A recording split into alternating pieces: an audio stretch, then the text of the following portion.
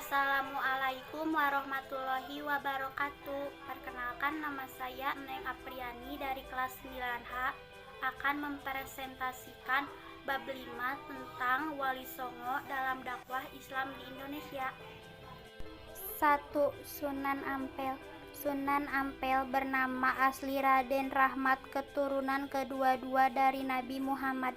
Menurut riwayat, ia adalah putra Ibrahim Zainuddin Al-Akbar dan seorang putri Canpa yang bernama Dewi Condong Wulan Putri Raja Canpa terakhir dari dinasti Sunan Ampel dilahirkan di Aceh tahun 1441 Masehi.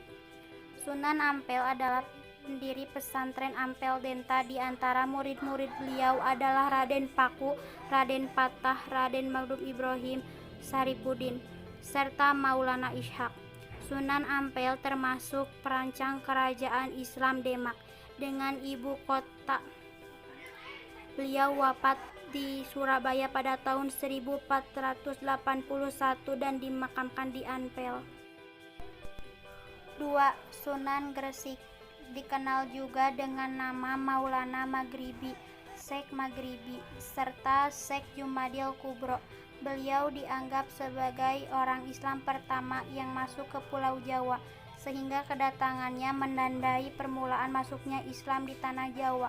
Sunan Gresik meninggal pada 12 Rabiul Awal 882 Hijriah atau 8 April 1819 dan dimakamkan di Gapura Wetan, Gresik.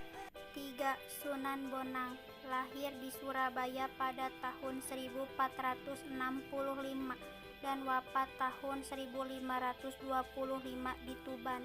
Beliau dikenal dengan nama Raden Maulana Maghdum Ibrahim. Beliau merupakan putra dari Sunan Ampel sekaligus saudara sepupu dari Sunan Kalijaga. Sunan Bonang dianggap sebagai pencipta gending pertama. Beliau berdakwah di daerah Tuban dengan menggunakan media wayang dan gamelan sesuai dengan kegemaran orang Jawa. Beliau juga mendidik Raden Patah hingga kelak menjadi raja kerajaan Demak. Perkenalkan, nama saya Dempi Triani Nur Asri dari kelas 9H. 4. Sunan Giri. Memiliki nama asli Raden Paku dan dikenal juga dengan nama Raden Ainul Yakin. Beliau merupakan putri Maulid Ishaq, berdakwah di daerah Giri dan sekitarnya, serta mengirimkan para dai ke luar Jawa seperti Madura, Bawean, Kangean, Ternate, dan Tidore. Sunan Giri adalah pencipta permainan anak bernuansa religius seperti jelungan, candy ferit, jorgula, cublak-cublak, suwet, dan lir-ilir. Beliau wafat pada tahun 1906 dan dimakamkan di daerah Giri, Gresik.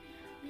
Sunan Derajat. Lahir di Ampel, Surabaya pada tahun 1407 dengan termasuk salah satu Sunan Ampel. Gerbang Jawa Pangkur diciptakan Sunan Derajat sebagai media dakwah. Beliau wafat pada pertengahan abad ke-16 dan dimakamkan di Sadayung, Gresik. 6. Sunan Kalijaga. Memiliki nama asli Raden Asyahid, ayahnya Raden Syukur Tumenggung Wilwatikha yang menjadi Bupati Dubar, sedangkan ibunya bernama Nawangrum.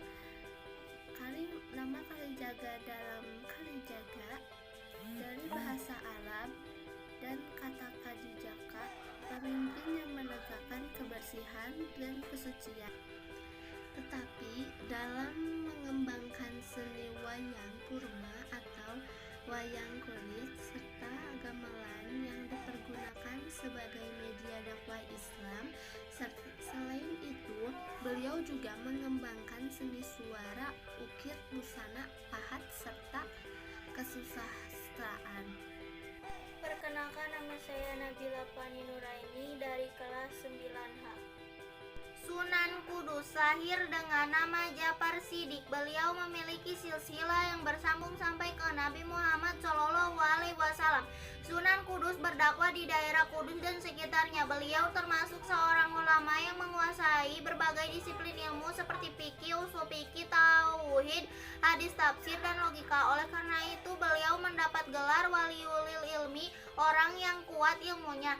Sunan Kudus juga menciptakan gending, kumbang, dan mijil.